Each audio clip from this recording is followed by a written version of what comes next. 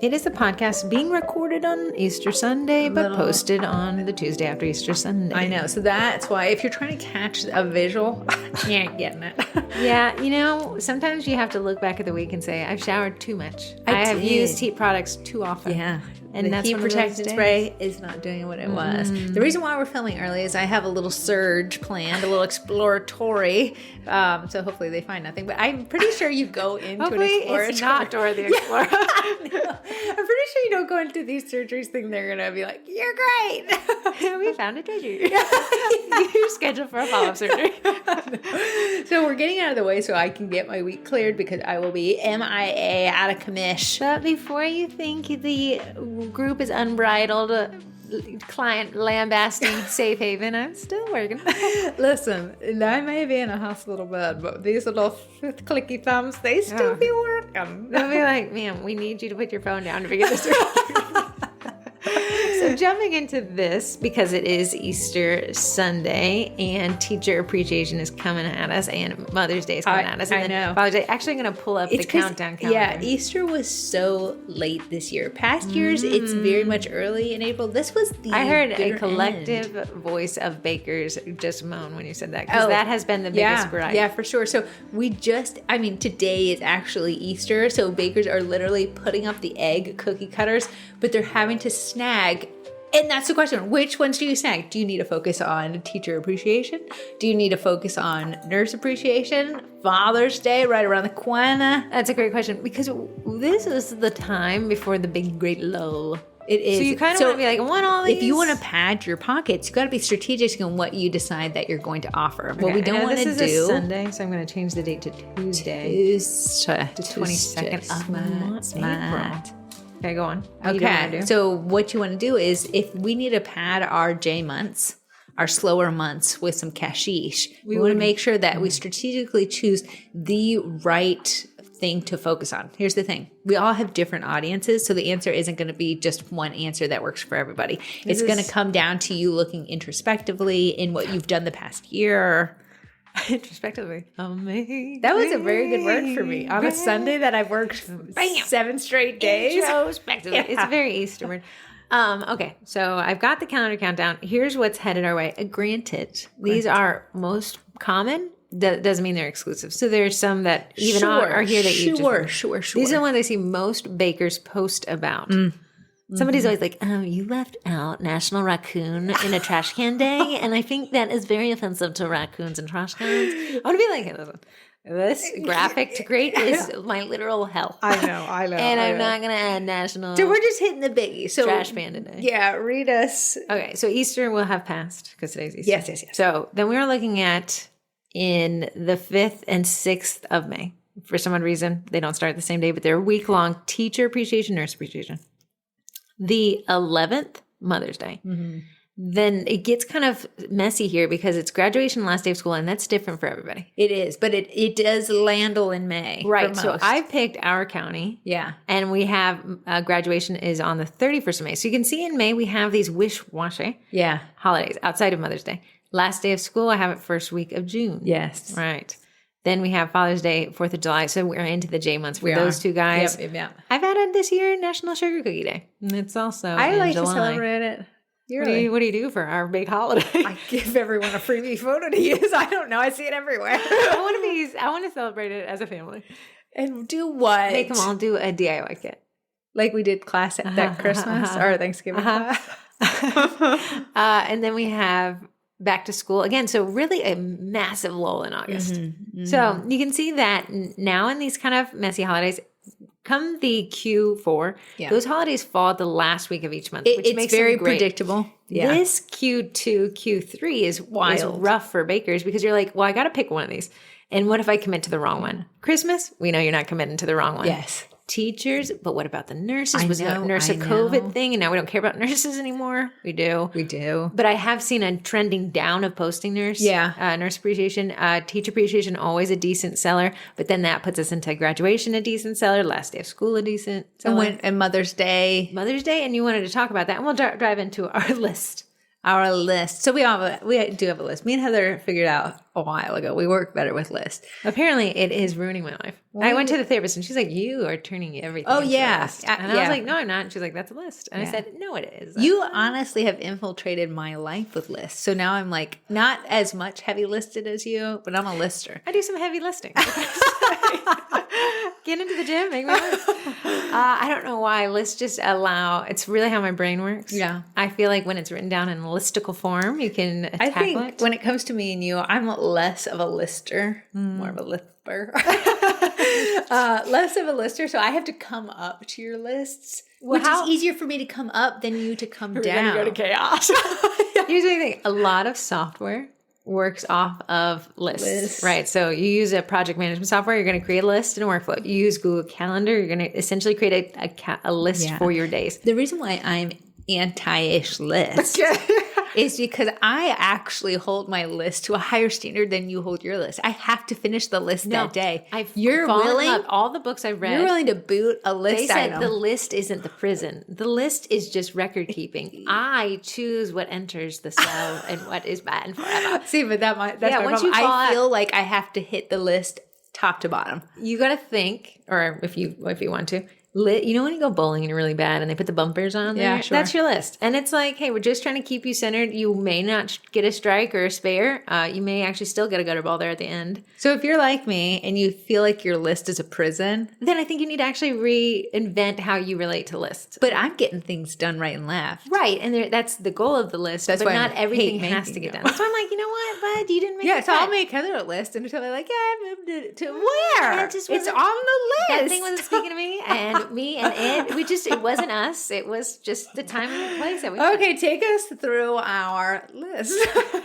I'd love to. Don't choose. Number one, don't choose every holiday. I think when you come to a group like Sugar Cookie Marketing, which I've been posting these best of bakes thread. Amy, if you're listening, that was her idea. Yeah. The best of bakes is you say, what's your biggest seller for this specific holiday? And I'm getting really nuanced there. So it went down to St. Patrick's Day. I know. We did New Year's. Like these kind of, but some people are like, actually, this is a big seller for me. Because everyone has grown their audience different. Yeah. The reason why I love and hate those threads is because you're like, someone sold look at all the comments. Trash Panda cookies and they sold out. For National Trash Panda Raccoon in a Trash Can Day, I need to start offering that. Like, here's a great example of why not every one of those threads is meant for you to peruse. Outside of inspo thing, I did, what was your bestseller for Mardi Gras? Yeah. You know who posted in there? People from Louisiana. Yeah. And that fits them so well because that's where that state flourishes and they should capitalize on it.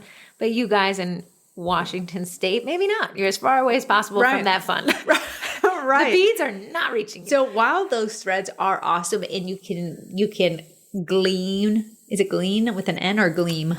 Gleam, I think, is a gleam in my father's eye. Glean is you're on. Okay. You got a bumper crop and you're out there gleaning. You can glean some ideas off of it, but to look at another It shouldn't baker, be your guide. It shouldn't be a guide. Right. So Corey said, and this is that big debate, and somebody actually asked about it yesterday. Mother's Day is a tough seller because it is rough to buy a gift for yourself. Let me tell you, my audience is made up mostly of mothers buying for their kids, their teachers, but it's always the moms that are buying it. Rare are the days that I get a man in my inbox. So what happens on Mother's Day? Nate's very happy about that. Oh, man. Shoot. I was back in my 20s. What happens on Mother's Day is men aren't necessarily lining up to buy their wives cookies. So the big question always around the week before Mother's Day is like, how do I get these sold? And a couple bakers have come up with some pretty genius ideas. One that I thought was pretty creative, I've never done it myself, is hey, moms, tag your husband in this thread on the page, and I'll reach out to him and get this cookie set going. Still a toughie strategy. Still a toughie. Funny, what I find Mother's Day to really work well with is mothers buying for their moms. So a younger generation buying for an older generation. That's why the Cookie Class Kits, we included a Mother's Day set in there, because what better way to spend time with your mom than distract the kids with the DIY kit. Class kit. Yeah. So that's an interesting approach. Now your marketing would sound a lot different. If you're marketing to men or if you're marketing to moms with moms, that's going to sound differently. So again, you're going to have to create a marketing strategy around this. I think it's easy to fall on the laurels of, I posted a Mother's Day set that should sell. Again, that's no strategy behind that. I know. It's a part of the strategy. You posted something for sale. Great job. You're active. But you didn't have that target audience built into the pitch. Yeah, your copy, the caption with that needs to specifically talk to a certain person. Husbands, moms called. They would like you to buy them some cookies. It has to say, it can't just be like, this is for sale. Because this is such a harder holiday. Yeah, we almost have to invent the issue for which we solve. Yeah. Don't know what to get your mother-in-law. How about cookies, something she can eat? And if you want to sell customs, like what are 5 things she loves? Just bake them into a cookie. What's so funny is last year I made my mom a cookie bouquet for Mother's Day. I brought it over to the house on Saturday. My older sister said, I'll buy it off you for $50. For her mother-in-law. For her mother-in-law, because she said, I don't know what to get her. You know, because the mother-in-law, she's part of your life. You didn't ask for her to be there. She came with the bag. Yeah, if your husband is anything like my husband, birthdays, holidays come and go, and he never sends anything her way. Yeah. So, and then you have that, Ashley, where she's like, I need to give something. If I don't, it'll be bad. Yes. But I don't know what to give. Yeah. Especially when mothers-in-law, who are those like wealthy ones who have everything. And you're like, okay, what do you buy? You can't buy them jewelry. I know, but she loves a little handmade and thing. it doesn't take up space, and you don't have to see it. And it doesn't have to be this awkward thing. Yeah. It's a cookie. They can eat it. So I like that approach. Another one, don't choose all the holidays. Choose the one that has been a best past performer. Past performance is an indication of future performance, right? Yes. So if it did well for you last year, we're probably going to pick it again this year. Yeah. Here's the thing. Whatever audience you cultivated last year, odds are you've cultivated them throughout the year, and it will be the same audience, maybe a little bigger, maybe a little bit more pinpointed. So if you are, if you're a nurse yourself, you have connections to nurses. You and Nurse Appreciation Week are hand in hand. So you wouldn't say, okay, let me focus on teachers this year. Right. You would say, if I got to pick between one or the other, I'm going to pick nurses. Maybe a secondary Mother's Day, who doesn't want to capitalize on that, but your primary heavy hitter, you're going to see a lot more. So for every one post about Mother's Day, maybe 2 to 3 about Nurse Appreciation. So you can say, what happens when you choose every holiday is you choose none of the holidays. That's very, very hard to do. Right. Because remember, if everything has to have messaging behind it, we have to have a target audience. When everything's your target, you're kind of hitting nothing. It's that jack of all trades, master of none. Yeah. You also have to think that no matter what you decide to sell, making a sample is just a one and done. But you have to think, whatever you sell, say if you only sold 2 Mother's Day, but 52 Nurse Appreciation, you're going to be cursing the day that you sold the 2 Mother's Day because it's now a waste of time. You should have focused 100% on the Nurse Appreciation because now instead of just making the blue and red and white colors typically you make for Nurse Appreciation, you're making this rando Mother's Day pink and yellow set. Right. And that takes time. Yeah. And now when you factor in truly all the little, there's primary holidays, there's federal holidays, and then there's those trash panda days. Yeah. Like some people like to sprinkle that in. But if you did for everything, your messaging would be so bland because it would be trying to appeal to everyone. I know. And that's very, very hard to do. And those, like you have your primary holiday, secondary, and then tertiary. Yeah, tertiary. You can say 30-ary. 30-ary. Those are very, very hard and niche to market. Yeah, so I would say at any given time, I'd probably be focusing on max 2 holidays. And they're coming and going faster than we can even count. My audience, I wish they were a Mother's Day audience. They are a teacher appreciation audience. I have tested them with nurses. Well, you have a kid in school. And I do have a kid in school. I do have the connections for it. I'm already making those for the teachers anywho. So it's like almost if I line everything up, it really benefits me to focus on teacher appreciation. Not to mention the cutters can kind of scooch over to last day of school and graduation. Last day and beginning back to school. Yeah. It so you can really get some runway on those cutters. Okay, number 2, promoting 2 holidays at the same time. I'm not telling you not to pick more than one holiday. I'm just saying maybe a primary and a secondary is a safe bet at any given time. If we look at the quarters, you can see that almost every quarter is divided into that, except for when we get to Q4, which is Halloween, Thanksgiving, Christmas, but they fall at the end of the holidays, the end of the months, and it makes it much easier to promote. During these months, which is Q1, Q2, and Q3, where the holidays fall mid-month, it's not as easy to divvy it up, right? Also, make space in your calendar for the last Q4. Those are just a given. For sure. And these other ones got to be a little bit more nuanced. So when I think of the Q1, I'm always thinking of Valentine's Day. It's typically Easter, except for this year. Absolutely. Then the next one, January, February, April, May, June, we have Mother's Day, Father's Day, rough one, Mother's Day, rough one. And then we have sometimes Easter, and then we have that teacher or nurse. So that's my Q2, my more blurry lines. Yes. My Q3, one of the hardest months, the hardest set of 3 months, but we fortunately have going back to school. So that's my primary. It is. Secondary, if you have that 4th of July, Independence Day. Corey and I find it a hard seller here in the nation's capital, but most people actually leave our area for 4th of July. But if you have a place where people are arriving, that would be a better fit for you. Platters would be good, DIY. I always think of that, like something to distract the kids on a hot summer day. Something that's laying out on a picnic table that people are just snagging and grabbing. Yeah, but that June, we got the end of Dad's Day, getting out of school. School really floats us for that one. It does. July, money, Sahara Desert. Just a rough That's one. when we're really hoping we got some summer birthdays. Corey and I will teach classes late July. We did try teaching an Independence Day class. Had to cancel. I know. We did. Later, we ended up doing a burger set. Yeah. And now for the cookie class kids, we did a grill and chill set. We did. With the ever controversial bacon fry. So that's how I'm kind of looking at this. So I'm saying promote 2 holidays at the same time. Treat them like content buckets. I know I'm big into the content buckets. I said we were going to do a podcast on it. We're going to do it again because I think it really helps understand this. Yeah. So a content bucket, a content pillar is a focus of content that you push to your social media, right? Yeah. It helps you kind of get a guide, a list, dare I say, of things to tap, and you're going to tap one or the other. Corey and I have a meme bucket. Yes. We have we tap into it all the time. But come here.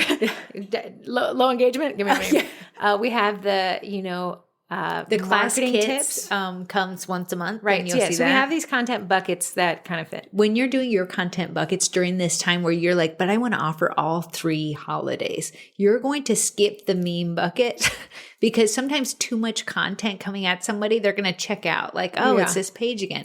I don't use content buckets like, well, I guess today's weekly countdown bucket day. No, I just say, hey, this one, it would probably do well right now. I'm going to focus on this one. I'm going to table this bucket. Yeah. Here's some buckets that I use for the sugar cookie marketing group. Sure. There's content buckets. Location roll call. I'm going to run out of those. There's only 50. Right. You can go there. The world is your oyster. We did Aussie. We did Australia. Yeah. We did Montana. Not one person roll called for Montana. Yeah. Someone said Montana isn't online. That's what they said. Montana, what are you doing in there? If you want no competition, go to Montana. So this is a location roll call, which means, but you'll see that I hit that bucket pretty consistently. It does good engagement because people like to check in. Best-selling bakes. That's a content bucket I hit once a month.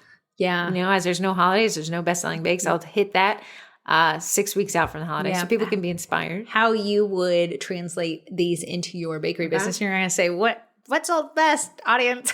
What you're going to do is like for me. It was National Pet Day last week. Okay, those little nuanced highlights are great. Please post your pet in the comments. I would love to know its name. And then you start a conversation. Those are great. That is a great one. Yeah. So I would say, I don't know, I'd probably call the content bucket Quirky Holidays. Yeah. And I would probably tap that one whenever I'm not really selling much. I would have a content bucket called Cookie Classes if I'm teaching classes. Absolutely. It's a great one. I'd have a content bucket on customer reviews. Yes. Love that. And then I'd have a content bucket on my primary holiday I'm trying to promote and my secondary. And those would be my 2 most hit until something sells out, which is my next point. Agreed. You're going to post, if you have a primary holiday, you're going to post mostly about that. And you're going to post almost just as much as that secondary holiday. And the minute that product sells out, like the first one, say my Mother's Day, that sold out, we're going to act like Mother's Day doesn't exist. It's off. It's off. We're not going to be like, thanks for everyone who ordered the Mother's Day set. No, we need to focus on that secondary holiday. If that would be, let's say you do want to do like teacher appreciation. Yes. We're like, Mother's Day is gone.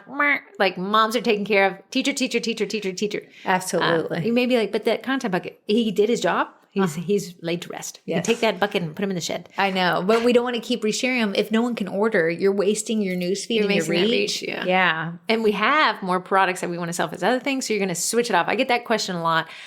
When should I start promoting for this if I'm already promoting for that? You can do it too at the same time. Remember, please keep in mind, nobody is seeing every post you make. Absolutely. So we're trying to kind of go with a more shotgun effect, right? Like if I post this, hopefully somebody sees it. And if I post about it again, maybe somebody else will be able to see it. What I tend to see bakers do, they'll have sold out of a holiday, but they'll post a set because you're proud of it. You worked hard. They'll post it up and someone's like, are you still taking orders for these? And I'll see the baker, no, we closed the pre-orders last week. So then they'll be like, you wasted the comment section, you wasted that customer's time. But if you would have just pulled that from your content buckets and focused on what you're now offering, you would have if they saw it, they could have wanted to order. Here's the link to order or something like that. Right. So yes, going on to our next Topic. Ashley invited herself. Okay, so Heather actually said, Oh, shoot, there's What? no availability. Ashley just RSVP'd and That's now everything's sold wild. out. That's wild. What am I going to do? I don't know. Keep talking. How about this? How about Arch drops off here, we leave him here by himself. Just kidding. I don't know. You'll have to edit this out. I can't figure it out by myself. Okay, anyways, we're going to lunch after this. I reserved a table. Everyone who RSVP'd, I reserved a table for, and now they're sold out of every table because it's Easter Sunday in the most populated land of all the history of places. If Arch gets dropped off here and stays here and I bring a McDonald's back, that would save you his seat. Right. So what if we just leave Arch at mom and dad's house? This is right there. Oh, then that would be perfect. Now just get him Does after. he care? No. Okay. So tell him real quick.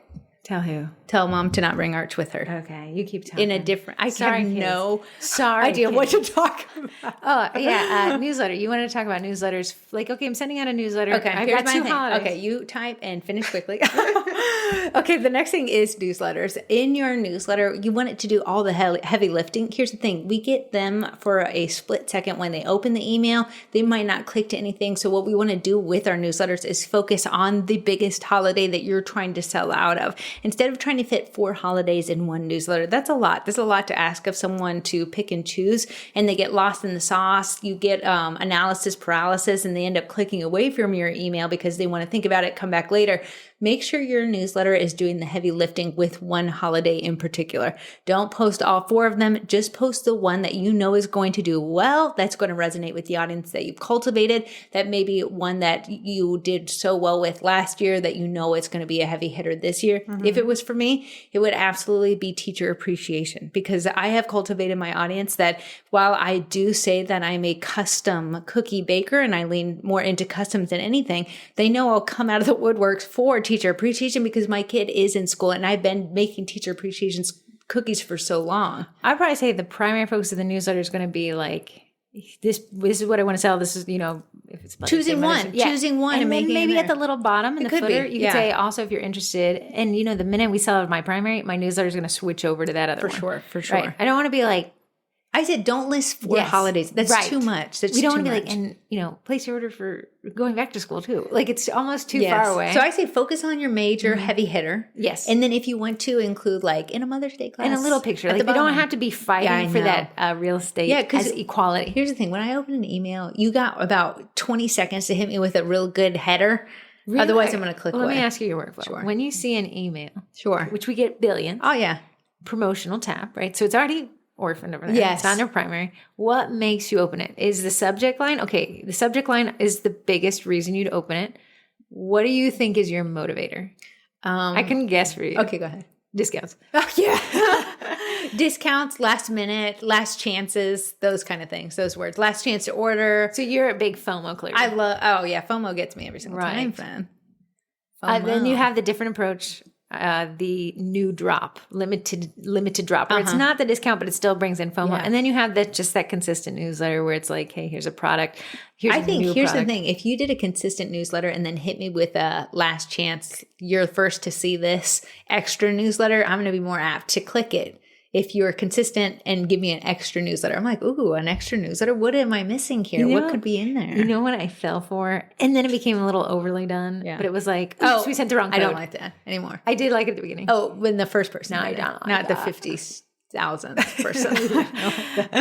So that newsletter is going to focus. So you're not going to like the subject line. Subject lines are a great way to limit your ideas because you can only have so many characters. I know. So it really, honestly, you're gonna say which one of these holidays is your big one right here. Yeah, and you're gonna say it's either Mother's Day. Yeah, if you're doing a teacher appreciation, a little pencil emoji, it's gonna get me to click, especially if I'm hyper aware that teacher appreciation. Consider this subject line. Your mother-in-law sent me.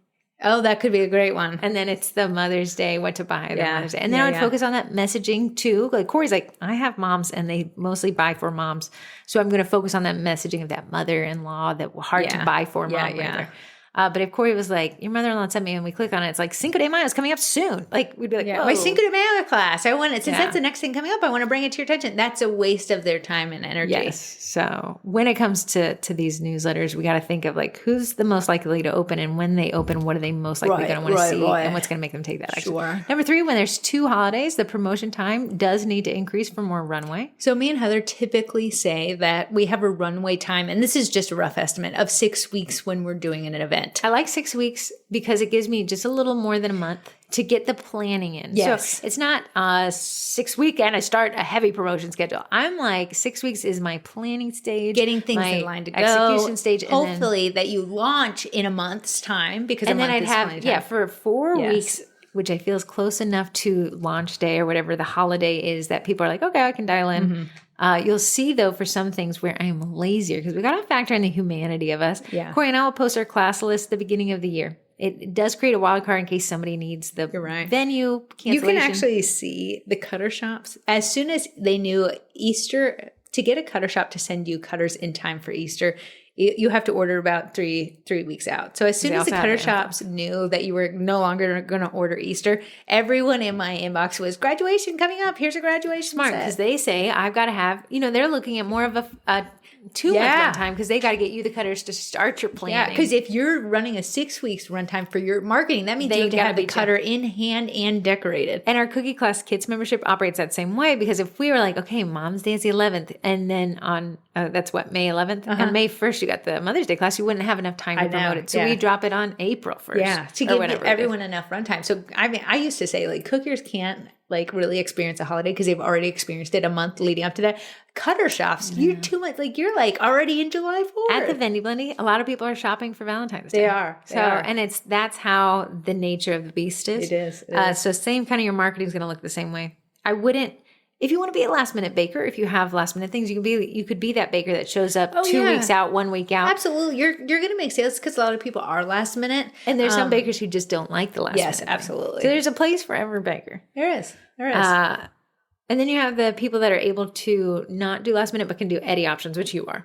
You're like, I'm not going to pick up a piping bag 3 days out, but I'll turn on a printer. Yeah. And that kind of fits that as well. Kind of this space of like last minute, I got to have something. My reasoning for not being, I will be a last minute customs baker because you're paying a high price tag. My reason for not being a last minute pre-sale baker is because you're buying a pencil cookie for me for like $6 is not enough for me to turn my oven on for one person. Right. Or 3 people. That's too much back and forthy. That's too much Corey work. likes to make her icing prep, her cutter purchases androgynous. Like you'll bring it, I can be like, oh, you're doing something because you've given it as a free cookie for the class. Yeah.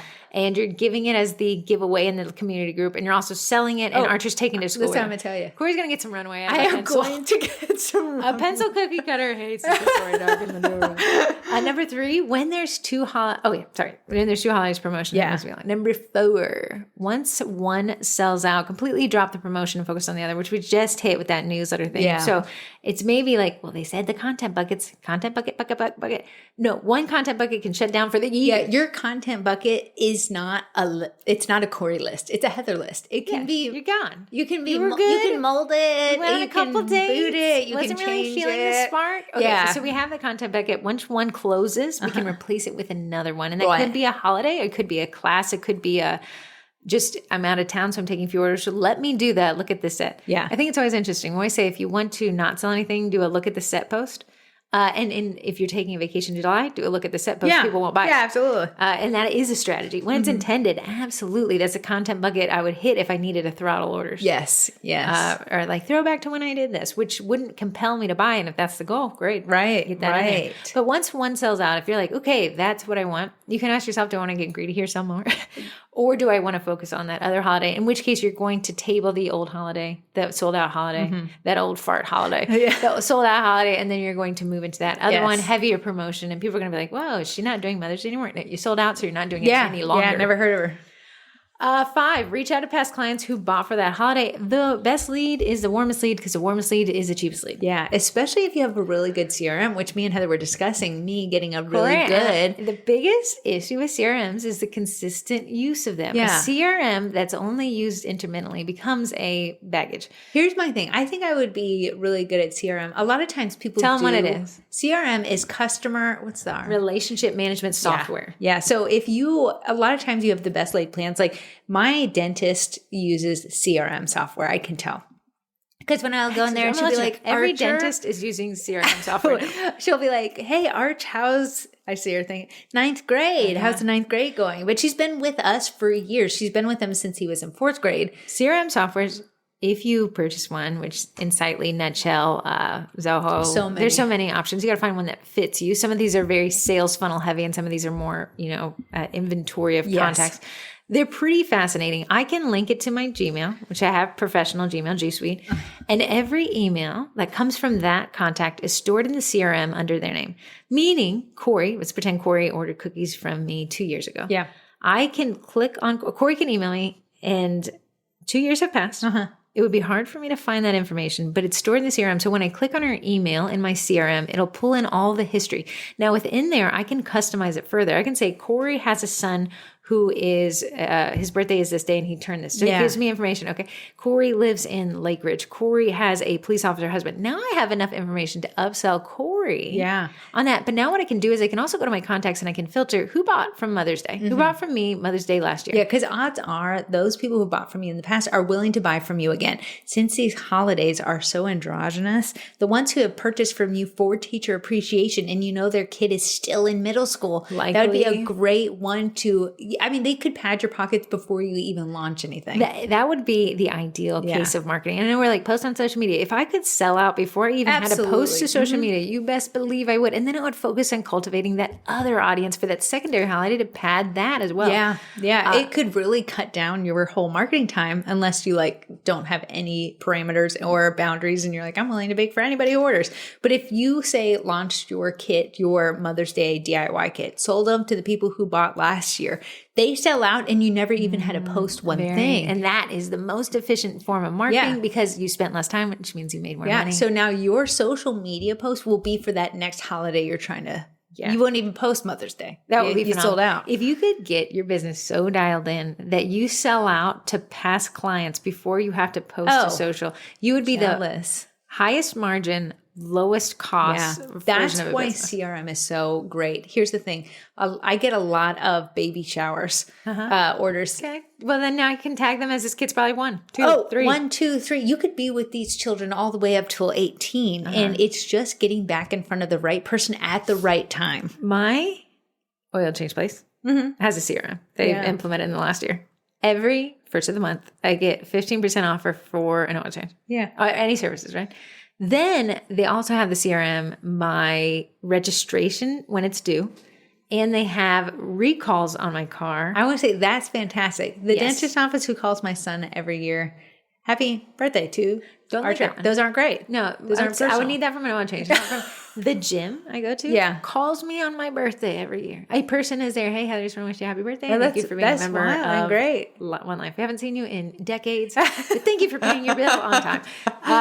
So those CRMs could really help these more hard to navigate months. It could help everything. Well, honestly, it's not a good. It would. Yeah. The problem with CRM is you have to almost log into them weekly and clean them up. Yeah. Here's the craziest thing that I was thinking about. We've taught classes for years. I one time got a custom order, and when she came to get the order, she said, "Remember me?" And there was no chance in hell. I was like, yeah. She's like, I was at your class 2 years ago, last month. If you come to a cookie class and I lay eyes on you for an hour and a half and you leave. I can't. And I was like, wow, I could have really connected with this lady. And I would have known through her email that she would have come to a class. The problem is I run the class back end and you never see those emails. I know, but I did stare at her face for an hour and a half. Send you a spreadsheet. So what if you put in the class into my CRM so I could butt up the emails against each other? We could do that. That would be me and Corey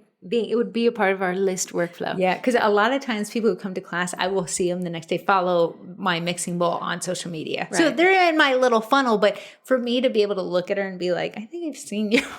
Yeah, do you see what I did yesterday? You called a lady wrong name. No, I definitely did that. But what else did I do? One lady came in, I thought like maybe she's from a past class. So I was like, have I seen you before? And she said, no, I've never come. And I said, oh, you got one of those faces. It's like hedge my bets, like, have you come? Yeah. Then the lady who had returned, I said, who are you? And why are you so good at this? You got to really kind of think on your feet. If you're going to be bad at people, you got to be quick. Yeah, I know. And she had been, and she was so gracious. And she was like, yeah, I was like, you're really good. She's like, great teachers. In my defense, there was a Pam and a Peggy. But the double P's. Peggy had signed up with her first name, Margaret. Yeah. And it really threw me Yeah, off. that is difficult. Sometimes people will sign up for class and it'll be like Pam, Pam, Pam. Like Pam bought everyone's tickets. Pam. So we do not know. Like it was Tanya, and Martha, and Pam. Then Peggy. And I called Peggy Pam the entire time. She was totally fine though. That lady did not hear a word I said. She's gonna care though. She was really trying to learn. She was, yeah. So we taught a class yesterday, and we'll probably talk about that right now. That wraps up our list. So yeah, choosing more than one holiday, absolutely appropriate. Honestly, at the end of the year, you better choose all 3 of those holidays. Yeah. Even 4 if you're it's into so Hanukkah. much easier though at the end of the year. That one is just, if Corey and I rode the Pine Pony for volleyball season. Oh, yeah. My mom made us, she was like, either you're going to learn another instrument or you're going to go to volleyball. And we were like, if I learn another instrument, I'll explode. Please don't ask us to play anything. None of it stuck. So we said, let's do volleyball. Yeah. And there is, what was it called when you set somebody up for spike? I think a set. Yeah. So when Bump, set, spike. Oh yeah. When the end of the year is a bump set. Yeah. And you bakers can spike it out. Like there's no excuse to not just print money at the end of the year. Really, really, truly sucks is I thought I was okay. No. And I wasn't. I really, truly wrote. You also really thought you could sing, baby girl. I volunteered to sing at church. It was wild. You'd sign up for everything. I told you, I can find the beauty in anything I do. A list hates to see me coming. A sign-up sheet hates to microphone see Corey hates to see Corey. So, yeah, in these more hard to sell months, this is what I would approach. If you're like, I need more sales, how do I navigate 2 or 3 of these? This would be my go-to. Yeah. Definitely a little bit more footwork. More footwork. I would honestly... More bumping and setting than taken aside from this, I would focus on one, your moneymaker. I'd really pour my time and energy. And Corey's, I know, is anything related to a school book. Don't be a school cookie cutter. Give me a little pencil with Which you can kind of plan for better. And then you can slowly introduce a new holiday if you're like, I want to pad my numbers a bit. Yeah. Okay, moving on to the Cookie College. The cookiecollege.com is our membership. Corey and I actually taught one of the classes from the 2023 Cookie Class Kits, which is included in the Cookie College membership. Otherwise, it's individually purchasable. It's so much more cost effective just to sign up with the college and download all these. Also, I posted a reel, if you're on Instagram or TikTok, of the class that we taught yesterday. And a lot of you guys had a question. You're like, that is a very cool class playlist. Where'd you get it? Is it offered in the class kits? No, it's actually in the college. A member of the college makes them. And that's why. Yeah. So everyone's like, well, just put it in the Cookie Class Kits. It's not my intellectual property. Julia, OMG, is the one who makes those, and she has gifted them. Corey, this is the first time we used it. We did. To kind of give you more context here, the Cookie College consists of 5 different memberships. We have the Cookie College itself, which gets everything. That's why we call them that. Confusing nomenclature. Yeah. Then we have the Cookie Class Kits, also included in the Cookie College membership, but it's all the materials you need to promote, market, and manage a cookie class. We have a relationship with a cutter shop where you can order those from STL or physical, which is great. And then we have the Baker's Business Basics. If you take that, it's just 13 foundational courses. Module 15 has a discount code if you want to jump up to the Cookie College at that grandfathered rate we don't offer anymore. And then the digital downloads, which is usually a Canva, which has offered some new technology. This is coming up. That'd be very cool. But digital downloads is something that optimizes your print workflow. And then the $2 transfer clubs, you'll never guess what it is. It's transfers. It is. We have finally gotten the transfer per transfer down to a penny. I know. Been working for that one. It's like it was like I use a formula. It was like 0.010952, and I was like, if I had another, I was like 0.010951. So we finally got it down to a penny per sheet. So anything beyond that's going to take that down to less than a penny per sheet. I just added a bunch. I think I added about 5. Somebody asked for butterflies, got them up there. Yeah, I want to say the cookie class kits makes it so easy to teach cookie decorating classes. Yeah, so let's just walk them through what we did yesterday. So we have actually, it was the Jumping Into Easter cookie class kit set. One of my favorite. It's so stinking cute. 2023. 2023. And it is a bunny in a flower pot, just as yours are popping out. It's a bunny's face. It is a bunny foot. It is a carrot. It is a egg. It is an egg. I'm missing a fancy egg. Yeah, what? Come on, we just stared at this. Come on. Okay, we have tulip. A tulip. Okay, so they're all chunky shaped. That was Corey's goal with this, that everything kind of looks chonk. And it is always 4 colors. So Corey prepped the icing. We use Eventbrite. I actually teach you how to use Eventbrite in the Cookie College courses. I've been using it forever. Hate that they take a fee. Love that they handle a lot of my issues. Here's the thing. Everyone always asks, what do you do with no-shows? Well, in the cookie class kits, I give you my email template that I tell people, hey, outside of 7 days, there's no refunds or credits. We did have to change that policy this year because Eventbrite disabled credits. Yeah, right. We had some lady, she's like, hey, I can't make it. Just want to let you know if you could sell the ticket to someone else. Never asked for a refund. We had a lady order 2 DIY kits. She didn't buy a class ticket. She never showed up to get those. So Corey is going to donate those to her neighbor. It's just interesting to see when your policies are really dialed in, people really object to them less. And if I wanted to give them the refund, I could. Yeah. And that's the point of these policies. So you say, well, how would I know what those policies are? This is what the Cookie College helps you manage. Really so I give you exactly what our policies are. And I tell you where I put them. I put them in the Eventbrite listing and also put them in an email reminder. Yeah. So we set up the class. We made the cookies. There's 6 cookies, 4 icings, which makes it really easy. Plus you get a list of whatever sprinkles. We had sugar pearls and some like pink sprinkles yesterday for the bunny nose and a little bit on the You'll be happy to know that Corey was not stingy with these, but a lot of people wasted them. They were everywhere. I was like, please don't. I know. We secure a venue. It's a venue we've always used because it's free and it's not the most best setup. No. But we like the free. Yeah, we do. And then we set up the PowerPoint, which is included in those cookie class kits, and it takes them step by step. It's also what I use as an upsell to get people to just buy DIY kits for the class. They'll come by and pick them up and they'll get that PowerPoint as well. You might say PowerPoint. How are you showing that in class? You can do it any way you want to. What I do is bring this archaic. Every time that TV turns on, I'm like, he's lit. Corey even thanked him. Corey picked up the TV and she was like, you lived for another class. We'll see you next The TV is a 32-inch LED TV. It's 15 years old. The reason why it's her son's old TV, but it allows us a little bit more control. I hate that we have to bring it. There is a TV in there. It just doesn't swivel far enough. I hate that. I'm carting that dude back and fro. I know. So we tried the playlist this class. We did to see. So we had the PowerPoint going regardless. Plus I decorated it in class and we included the playlist. The playlist in a DIY kit, people beg me for it. Yeah. They love it in a DIY kit. In class, I got really discombobulated. In class, they still wanted to stare at me. They did. And they wanted that PowerPoint. Yeah. So it was just good. So I said, you know what? I'll save some trees next time and maybe not print that off. But in DIY kits this year, you have to have it. They loved it. It's perfect. Yeah, they truly did. And then we were able to teach the class. We teach the hours.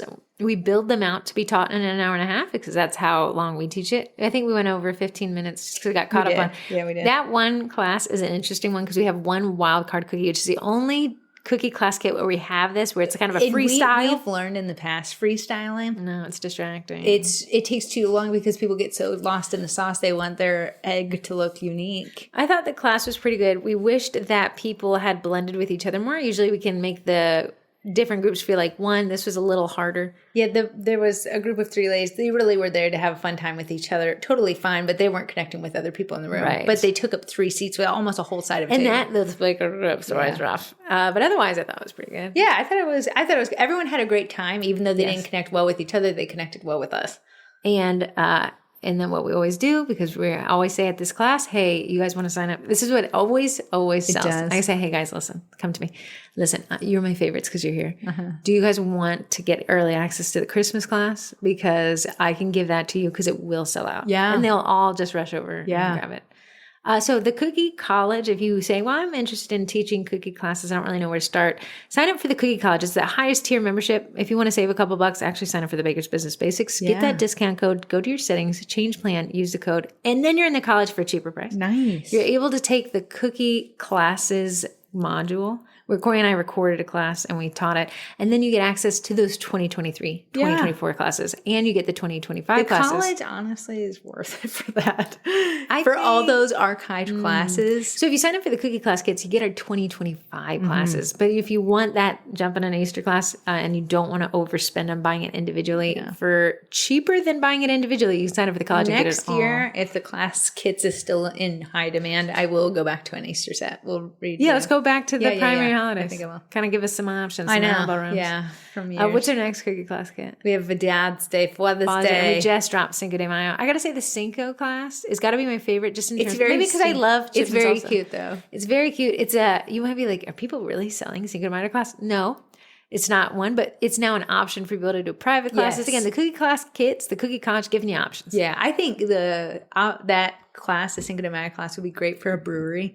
You know, if you're doing a class there, there's like an avocado chip with some queso Girls' on night it. if you're like really sold. Yeah. That's definitely a party holiday. I think you could incorporate it into like those kind of locations. So we definitely have Father's Day, and then next I think is Independence Day. I forgot we still have our stupid questions, even though this is like early. So whoever texted in, you have a higher chance right here because we're doing this so early. So we have 1, 2, 3, 4, 5, 6. 1, 2, 3, 4, 5, 6, 7. 4. 1, 2, 3, 4. I've caught up on all the podcasts and I'm so appreciative of your advice. This is from Albany, New York. Albany, New York. You are the winner of the stupid card trick. You have 7 days. Actually, I'll give you till next Tuesday. Oh, yeah, this is posting on Tuesday. You have 7 days. Can you read part of her? Yeah, I'm getting her. But I got to tell her. Oh, okay. You're the winner.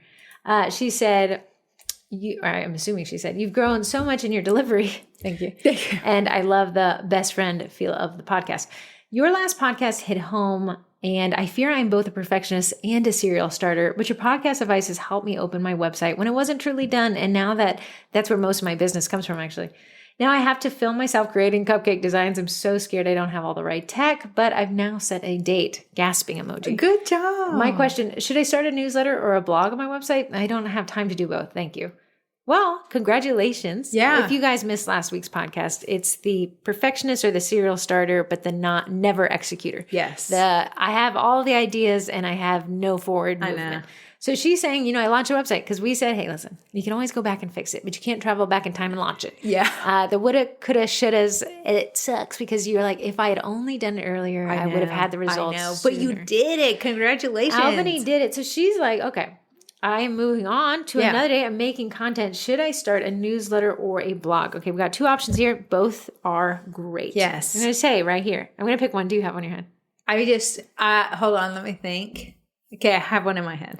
I'm going to tell her newsletter because blogs are an SEO-based thing. Search engine optimization takes time. I would love for you to do both. An option is to put your newsletter on your blog. Yeah. That's something Corey and I do now. We have that content that is a little bit more evergreen than my offering. That's true. But I'm going to say newsletter is going to be the biggest moneymaker. Because it's chronological still. I know. When you send a newsletter, it ends up in the inbox at the time that you sent it. Unfortunately, you can write a blog and it will be on the 52nd page of Google. It doesn't, just because you wrote it, doesn't mean fighting it's its own algorithm. Yeah, it's got time. It needs time in the saddle there. So if you are like, well, I want to make my website even more of a traffic source for me, I'll do a blog. If you say I want a different avenue, I would go to newsletter. Because you already said that you get most of your leads from your website. So we know he's already doing good. Yeah, I would probably start getting that newsletter going because I think it's a different avenue. If you ever lost your website, we'd still have our newsletter. I always like to think in terms of like hedging bets. Yes, if we put all the eggs in one basket and we lost the website. In one Easter basket. Yes. Oh, Easter. Happy Easter. I didn't get an Easter basket. Yeah, because you're 36. I would like an Easter. The trend on TikTok is them saying like, I went no contact with my mom. She's a really toxic relationship. But in the background, you hear the mom saying, I just told you you're too old for an Easter basket. Okay, going on to the next text. Not a winner, but a winner in our hearts. If you want to text into the stupid card tray, texting questions, stupid questions, it's 571-556-5644. You can do what Albany, New York did and just click the text this podcast, which you can do on Spotify and Buzzsprout.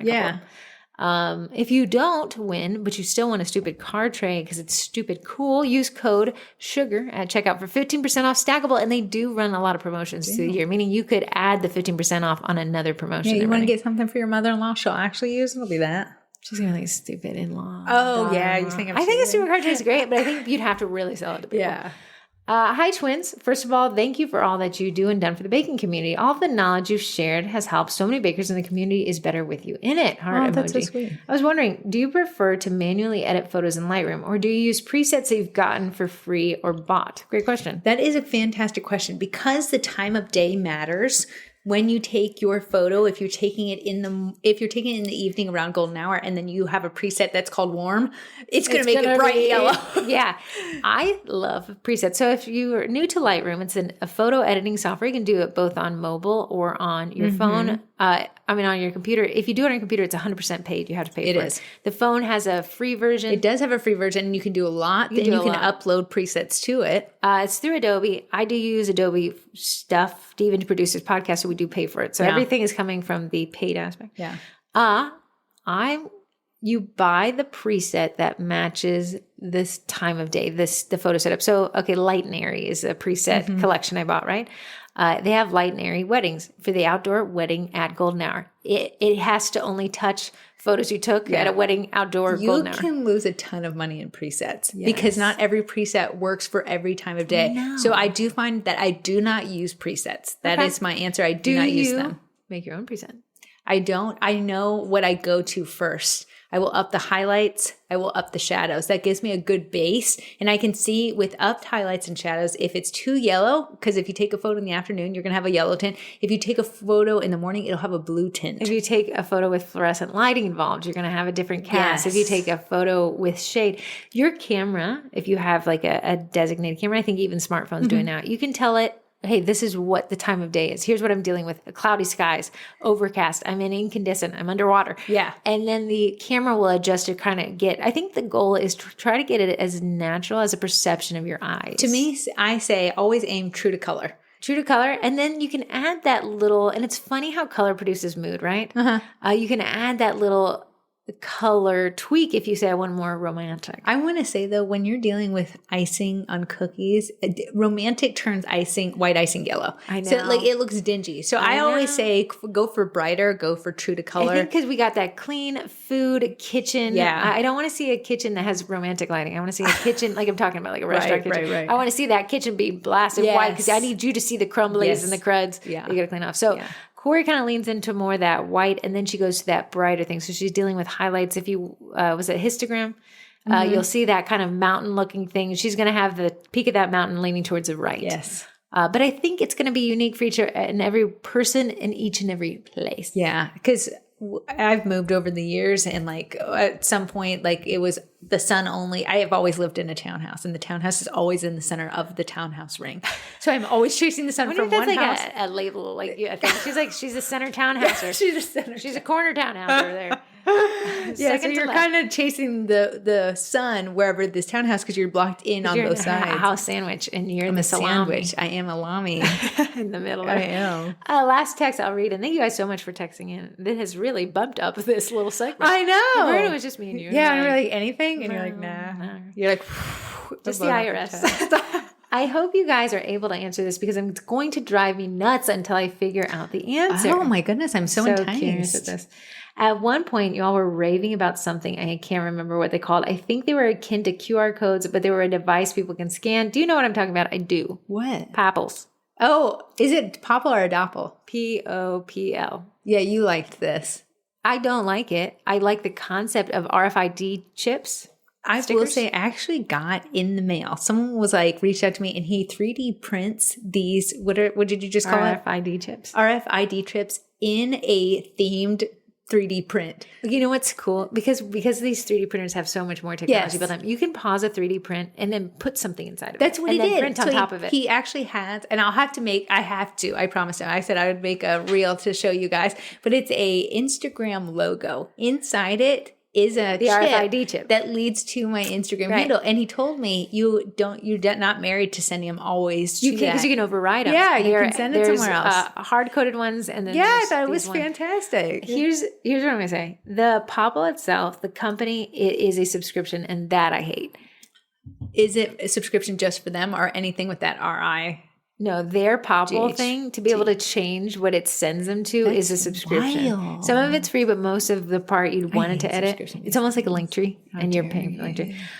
It is professional looking, though. It is professional looking. Now, you can go to Amazon. Yeah. And you can buy a pack of 300 of these RFID chips for like $30. Mm-hmm. They're little stickers. You can stick them to anything. I actually use them to manage my life. So I'll stick one to the folder that I keep my car service records in. Mm-hmm. And when I tap it, it takes me to the Google spreadsheet so I can update it quickly. So you see the You're a weirdo. You're a weirdo. Sometimes I can feel the weirdness lived cropping up. My life with no RFIDs in sight. Now consider this, okay? I can't. Let's say you had a bin of cutters from Sweet Design Shop. Yeah. Mm-hmm. Okay. And you could tap that and it takes you to a Google Drive folder of the pictures of those cutters because you guys are always struggling with the pictures. You mean we're not supposed to just dump it on the ground and curse the words where we're trying to look for took that picture off their website. I hate them. Whatever Corey complains about. RFID is basically just a connector between what you want to send people and where they go. You can send yourself places. Yes. You could do it on packaging. Like, here's the box that's in this. Here's my box. Here's the RFID. That's the person I wish I was. I could see myself one day. No. I'm big into, once I'm accepted, I'm not going to remember anything. I start writing notes to myself. You do have a bad memory. I do. Sometimes. And it's really helpful to understand that it's not going to be remembered. Yeah. So I created I got a sticker thing. And you got a label maker. A label maker, yeah. And I write myself little notes. I'm going to say, hey, listen, the left side of this string of lights plugs into the left socket outside for Christmas. Just go straight across, Heather. And if you need more tacks, they're also in this. Bizarre. Yeah. And I'm like, pass Heather, girl. High five from the future. Yeah. Okay, but the RFID, you could use that to help. Let's say you put it on a DIY kit and say tap here to get the instructions. Yeah, they could send them to your website. Right. I would not do the Popple because that's a subscription. And it's kind of, if you're paying $5, I think it's $5 a month. If you're paying $5 a month, I'm going to have that one send them to my payment portal or something. Yes. Now, these single-use guys, you could just stick them. They're 10 cents a pop or 30 cents. Yeah. You could have them on each of your boxes telling people to go right, click here to leave me a review. It would be great at a market. Tap here to pay. Tap here to pay. And you can overwrite those. With my phone, I just tap the chip to my phone and it says, where do I want to send them? Nice. Wasn't the most user interface friendly thing? Did you have to download an app? For free. Yeah, that's what I heard. You'll have to help me make the video. Because you already have the app downloaded. Well, no, you have it on your phone. At the back of your phone, the tap to pay for Apple Pay. Yeah. That's the same kind of concept. Okay, right? But he was telling me there's a website you can go to change the destination. Yeah. I have yes. So that is a great question. Huge fan of the concept, not a huge fan of Popple specifically. There's a couple competitors for that. I'm sure. I think they are big into making the business card, the RFID. It's kind of I saw that.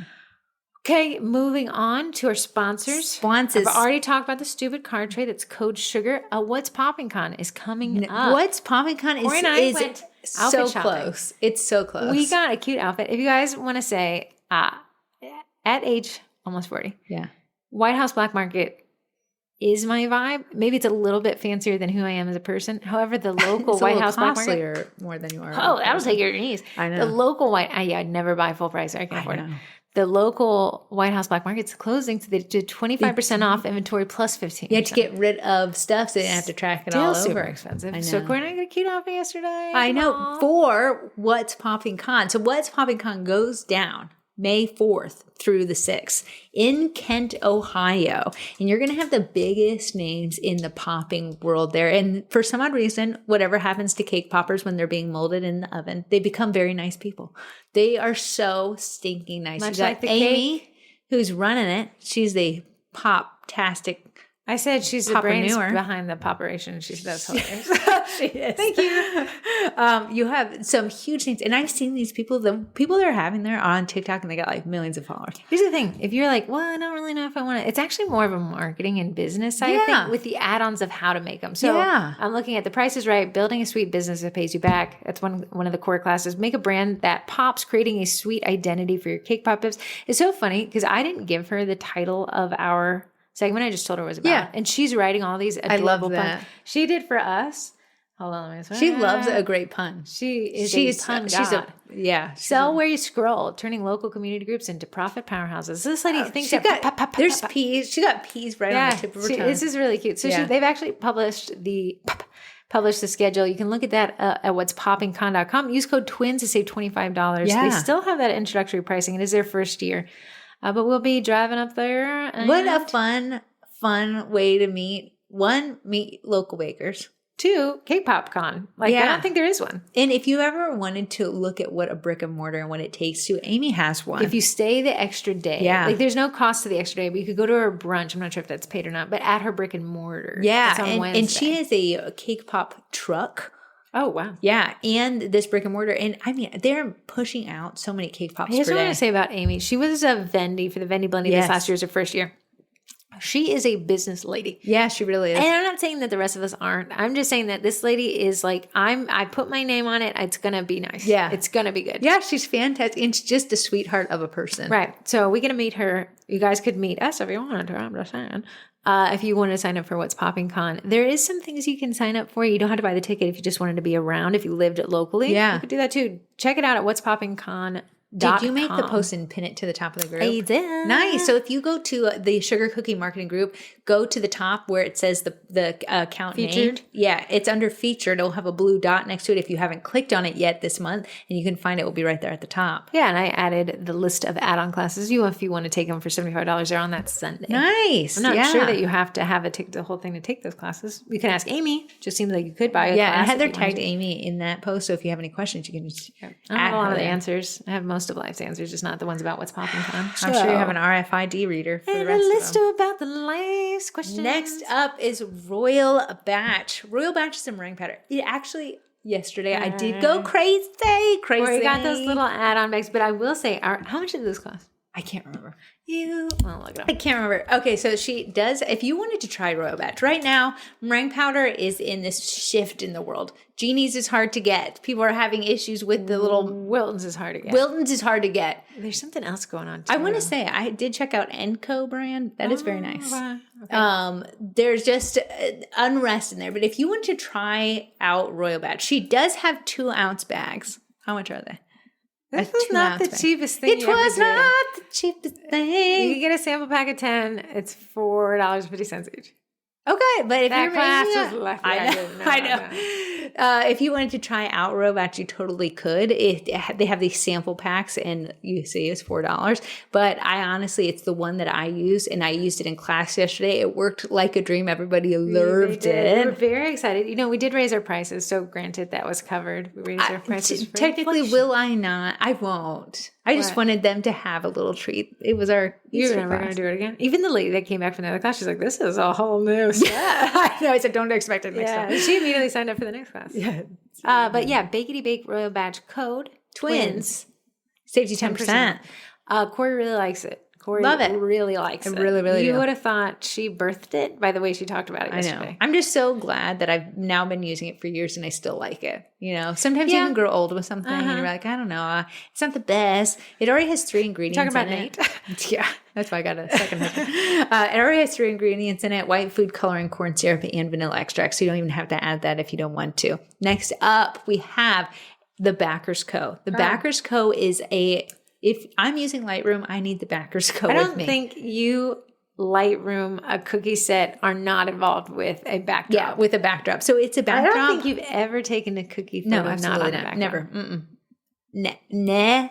Never. You guys are like, I just can't figure out photography. That's the missing sauce. Yeah. That's it. What's the code? It's the code Sugar Cookie. Actually now saves you 25%. Very, very nice. That's a whole quarter off. Yes. For something that will make a huge difference in the quality of photography, and we buy with our eyes. Yeah. So if you've ever seen a photo I've taken, it's been on a backdrop. So if you want to check them out, thebackersco.com, use code Sugar Cookie, saves you 25%. You take our last, but never least, Eduarda. Eddie has a cousin, brother, lover, Freddie. Don't know. I think he's rolling off the assembly line here. I think so soon. Jennifer from Primera was like, hey, I'm going to send you some talking points. Haven't gotten them yet. Yeah. So I can only speak through the eyes and ears of the people who saw it at CookieCon. Yeah. But I'm not confident enough to say anything. It's just an icing printer. He will ice cookies for you. Right. We've never been able to witness it in person. But because you and I are how getting our neat, butts though. out of the house. I know. But Eddie the direct-to-food printer, his cousin or his lover, I don't know, whatever you Yeah. want to call Eddie, Corey would go to battle for it. Corey even War said, for him. I love It's the Eddie coolest the thing printer. ever. It's still cool. And he's been on the market for a It's few years cool, now. but it just opens up this whole, Corey's like, it opened up a door that wasn't otherwise available. My box door to my airbrush has not been open since Eddie has entered That's so the funny. house. I did on the Sugar Cookie Marketing Facebook page. If you're in the group, great. But go join the page because it's a lot of more conversation. Yeah. There. I said, what's one tool you bought? And you said, I've never opened it. I never use it. And it was overwhelmingly an airbrush. Yeah, it's so much time and effort. Here's the thing. Eddie can print so many different colors onto the cookie Without that you having use to in a clean. background. Yeah. Not one clean, not buying so many colors, not having to clean your airbrush, not having to clean the stencil, not having to buy a million stencils to use it for a design. You gotta get it dehydrated because you gotta dry it. And then know. everything else. So Eddie kind of eats up all those additional costs. Eddie, not cheap though. No. $3,000, Yeah. but you're gonna save time, space, effort without that stencil thing. And then you have the option to do these really last minute orders. I know. And that last minute is really nice because you're not making a million different piping bag colors.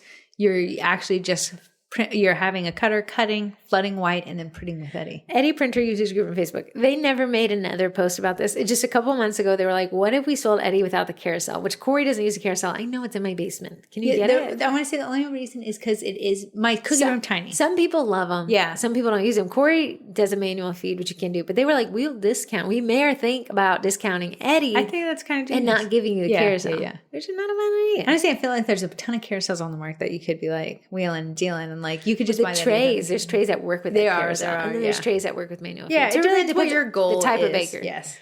Those are our sponsors. Thank you so much to our sponsors for paying into this. Otherwise, there would be none of it. There would be none of There would it. be none of it. The most consistent, iffy podcast in the baking world is what I've named us. It's so consistent. It's consistent. We miss about 2 podcasts a year. The quality. Oh, not all Iffy. over the map. Oh yeah, for but sure. the production consistent. Consistently mediocre. And a big thing about that is because the sponsors do pay Yes. for this, so they have to keep us going. I want to say because the sponsors pay for this is why I, instead of taking this week I know. off, I said Corey's going to feel obligated to do the podcast. Yeah, because thank you for the support. You guys texting in is support. You guys listening is support. The least we can do is show up and Absolutely, show out. Even if it's chaos. absolutely. Twin twist, you got Do one? you have one? Yeah, sometimes chaos. Maybe it's because you are It's chaotic. because I'm held down by my list. Are you? And sometimes the internal monster comes out and says, "Let's just be chaos." So I sent a text. Actually, that's why I had to fix on my phone. Send a text to my sisters and my mom. I have a group on Snapchat called Crazy Ladies. My mom named it. Technically, right now is Easter break, spring break for my son. So he's been at my parents' house. Right. So Corey, I was like, Corey's like, I gotta go pick him up today. Podcast, and I was like, what if? Yeah. I tell people lunch is on me at the steakhouse by my mom's house. So good. So I'm sorry, the feeling, whatever endorphins were released, I said, listen to me. You're wild. And She listen sends to it in me a Snapchat. closely. Listen to this. You'll never get a message like this for the rest All of the your little life. heads pop up, which is my favorite thing. You know, boop, boop, boop, boop, boop. Yeah. And I was like, whoever has their bun cheeks in front of this steakhouse at noon today, With Archer. So Archer must be included. We'll get lunch on me. Granted, now Archer's out. Because, okay, and my older sister, okay, this is chaos. She's chaos. She's wild. It's Easter Sunday. I want to say we had a family vote of the least odd person I won in the family. I thought it was going to be voted. I thought for sure it was going to be voted. I was most odd. me. I was least Corey odd. was least odd. I was not most odd. You were Second most odd. I wasn't most odd. Yeah. I was thinking for sure she went for most I odd. can't believe I won least odd. Ashley, our older sister, got voted She got most most odd. And odd. here's exactly the reason why. The girl, best gift giver in the world. Yes. The girl, most beautiful hair you've ever seen in your life. Thoughtful beyond all. The thoughtful kind, funny, but okay. But bizarre. Bizarre. I texted everybody. Clearly, I need to make an RSVP. Absolutely. It's Easter Sunday. Easter Sunday in the nation's capital Yes. at a steakhouse, right? You're going to church and you're going to be hungry after. Splurging, right? Okay, that's what it was. Yes. So everyone, my mom was like, absolutely, this is chaos I'm in. Yeah. I knew my mom is because she's where the chaos comes from. Summer, my mom's right hip. She was coming. Yes. They're bringing Arch. For sure. Corey in. Me in. So that's 5, right? So Ashley, Nara head pop up, Nara She message even checked sent. it since Yeah, Snapchat so to we tell you. just assumed. So I said, okay, made the reservation for 5. it has to be at 11:45. Here's the thing. There's no more reservations open. No, so just while we're doing this podcast, Ashley's like, I'm in. Should we dress up? Like, what? Yeah. I was like, that's where you cordially And bow that's out. how you win most odd. So now Archer's not going to be there. You think he's going to care? No, he will not care. I'll get a McDonald's on the way home. Okay. The kid loves the whole way point of this is so that you can get Archer. Yeah, what crazy, wild. And that's my twin twist. That chaos, and just when I think I'm most chaos, I'm second chaotic because Ashley. Why was I voted least odd? I think you're predictable and you don't leave your house. That's very like if the police called me and they're like, we can't find your sister, I would say, did you check her bed? There's Netflix playing. She's right there. You just got to push the covers in. She's under them. I do think I'm predictable and I can think predictably for, like, I would have read that. You also have a kid, so you were strapped to going to school. I got a dog too. You got to see. So you really are like, let me anchor in here to. But I also think I use my brain, and like I would be like, I would read that and be like, okay, table for 5. If I say yes, that will be for 6. Ashley's not crazy. Her life is extremely predictable. That behavior is unpredictable, and that's why she got most crazy. And that's why I'm consistently unpredictable, and I think that's why I got second oddest. I don't think you're using unpredictability and odd aren't the same thing. They're really. They're Here's not. The thing. I know that feels good for you. People think I'm odd because you just don't know what I'll do next. No, you're odd because you have RFID chips throughout the house. You don't know where they'll be stuck to. Are they on the cat's litter or not? Summer is quirky. I'm surprised she didn't beat you out. She was less. She was second to me. I'm surprised she didn't beat you out. Because she had that boyfriend and she hit a lot of stuff. And that was way too recent. She will drop every normalcy for a man. Yeah. And keep the things hidden. She actually broke up with him. People are like, I don't even know Summer. She broke up with him, didn't tell anybody.